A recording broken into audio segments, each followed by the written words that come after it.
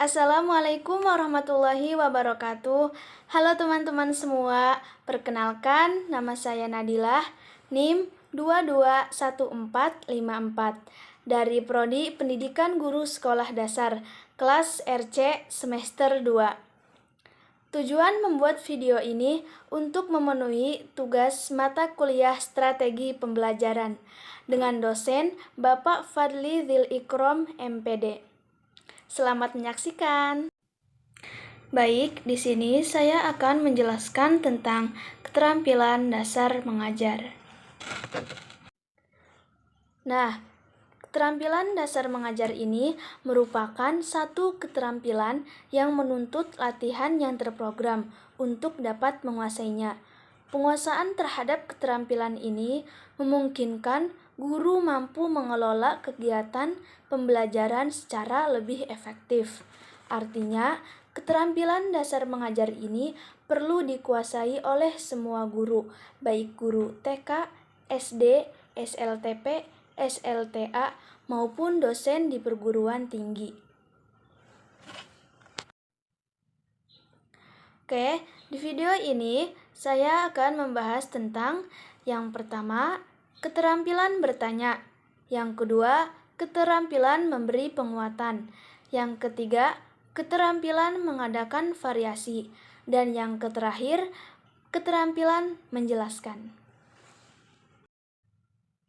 Yang pertama, keterampilan bertanya.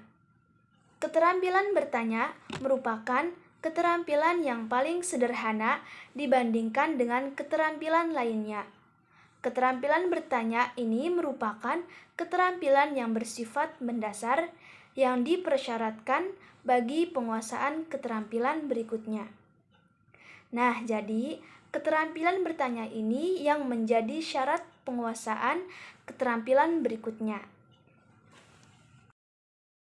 Baik, selanjutnya di sini ada fungsi pertanyaan dalam kegiatan pembelajaran. Fungsinya yang pertama, membangkitkan minat dan keingintahuan siswa tentang suatu topik. Yang kedua, memusatkan perhatian pada masalah tertentu. Yang ketiga, mengadakan penerapan belajar aktif. Yang keempat, merangsang siswa mengajukan pertanyaan sendiri. Yang kelima, menstrukturkan tugas-tugas hingga kegiatan belajar dapat berlangsung secara maksimal. Yang keenam, mendiagnosis kesulitan belajar siswa. Yang ketujuh, mengkomunikasikan dan merealisasikan bahwa semua siswa harus terlibat secara aktif dalam pembelajaran. Yang kedelapan, menyediakan kesempatan bagi siswa untuk mendemonstrasikan pemahamannya tentang informasi yang diberikan. Yang kesembilan, melibatkan siswa dalam memanfaatkan kesimpulan yang dapat mendorong mengembangkan proses berpikir. Yang kesepuluh, mengembangkan kebiasaan menanggapi pertanyaan teman atau pertanyaan guru. Dan yang terakhir, memberikan kesempatan untuk belajar diskusi. Yang kedua, keterampilan memberi penguatan. Penguatan mempunyai peran penting untuk meningkatkan keefektifan belajar. Nah, agar penguatan yang diberikan oleh seorang guru dapat berfungsi secara efektif, guru hendaknya memperhatikan prinsip-prinsip sebagai berikut. Yang pertama, prinsip kehangatan dan keantusiasan. Penguatan yang diberikan oleh seorang guru haruslah disertai dengan kehangatan dan keantusiasan. Kehangatan dan keantusiasan dapat ditujukan dengan berbagai cara. Misalnya, dengan muka atau wajah yang berseri disertai dengan senyuman, suara ringan, lembut, dan penuh kasih sayang. Yang kedua, prinsip kebermaknaan. Penguatan yang diberikan guru haruslah bermakna bagi siswa. Artinya, siswa memang merasa terdorong untuk meningkatkan penampilannya. Misalnya, dengan cara guru mengatakan Model yang kamu rancang sangatlah menarik. Dengan perkataan lain, pujian itu bermakna bagi siswa sehingga mendorong siswa untuk bekerja lebih giat lagi. Yang terakhir, menghindari penggunaan respon negatif. Respon negatif itu seperti kata-kata kasar, hukuman, atau ejekan dari guru. Untuk itu, guru hendaknya menahan diri dari keinginan mencela atau mengejek jawaban atau penampilan siswa. Selanjutnya, yang ketiga adalah keterampilan mengadakan variasi. Nah, variasi ini adalah keanekaan yang membuat sesuatu tidak monoton. Variasi dapat berwujud perubahan-perubahan atau perbedaan-perbedaan yang sengaja diciptakan atau dibuat untuk memberi kesan yang unik. Misalnya, dua baju yang sama tetapi berbeda hiasannya akan menimbulkan kesan yang unik bagi masing-masing model tersebut. Nah, variasi dalam kegiatan pembelajaran ini bertujuan antara lain sebagai berikut. Yang pertama, menghilangkan kebosanan siswa dalam belajar. Yang kedua, meningkatkan motivasi siswa dalam mempelajari sesuatu. Yang ketiga, mengembangkan keinginan siswa untuk mengetahui dan menyelidiki hal-hal yang baru. Yang keempat, melayani gaya belajar siswa yang beraneka ragam. Dan yang terakhir, meningkatkan kadar keaktifan atau keterlibatan siswa dalam kegiatan pembelajaran. Selanjutnya, agar variasi berfungsi secara efektif, guru perlu memperhatikan prinsip penggunaan sebagai berikut. Yang pertama, variasi yang dibuat harus mengandung maksud tertentu, serta sesuai dengan tujuan yang ingin dicapai, karakteristik kemampuan siswa, latar belakang sosial budaya, materi yang sedang disajikan, dan kemampuan guru menciptakan variasi tersebut.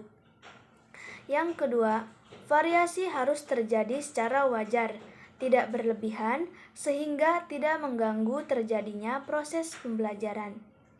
Yang ketiga, variasi harus berlangsung secara lancar dan berkesinambungan, hingga tidak merusak suasana kelas dan tidak mengganggu jalannya kegiatan pembelajaran.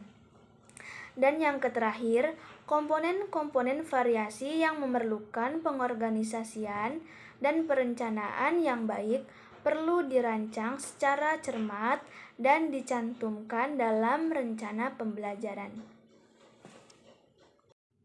Selanjutnya, keterampilan dasar mengajar yang keempat yang harus guru kuasai adalah keterampilan menjelaskan.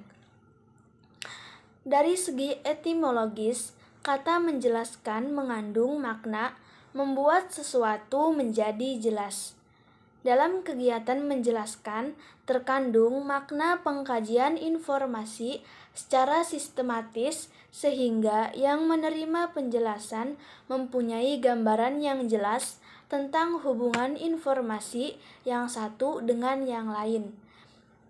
Sebagai satu keterampilan yang bersifat generik, keterampilan menjelaskan seyogianya dikuasai oleh semua guru, terlepas dari tingkat maupun kelas maupun bidang studi yang diajarkan. Kegiatan menjelaskan ini bertujuan sebagai berikut. Yang pertama, membantu siswa memahami berbagai konsep, hukum, dalil, dan sebagainya secara objektif dan bernalar. Yang kedua, membimbing siswa menjawab pertanyaan mengapa yang muncul dalam proses pembelajaran. Yang ketiga, meningkatkan keterlibatan siswa dalam memecahkan berbagai masalah melalui cara berpikir yang lebih sistematis. Yang keempat, mendapatkan balikan dari siswa tentang tingkat pemahamannya terhadap konsep yang dijelaskan dan untuk mengatasi salah pengertian. Yang terakhir, memberi kesempatan kepada siswa untuk menghayati proses penalaran dan penyelesaian ketidakpastian. Dalam memberikan penjelasan, seorang guru perlu memperhatikan hal-hal berikut. Yang pertama, memperhatikan kaitan antara yang menjelaskan atau seorang guru yang mendengarkan dan bahan yang dijelaskan. Yang kedua, penjelasan dapat diberikan pada awal, tengah, dan akhir pembelajaran, tergantung dari munculnya kebutuhan dan penjelasan. Dan yang terakhir, penjelasan yang diberikan harus bermakna dan sesuai dengan tujuan pembelajaran.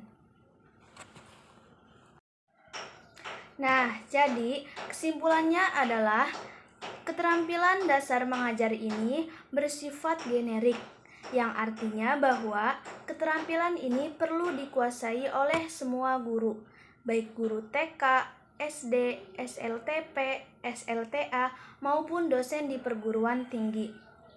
Dengan pemahaman dan kemampuan menerapkan keterampilan dasar mengajar secara utuh dan terintegrasi ini, guru diharapkan mampu meningkatkan kualitas proses pembelajaran. Nah, itulah yang bisa saya sampaikan di video ini. Semoga video ini bermanfaat. Terima kasih. Wassalamualaikum warahmatullahi wabarakatuh.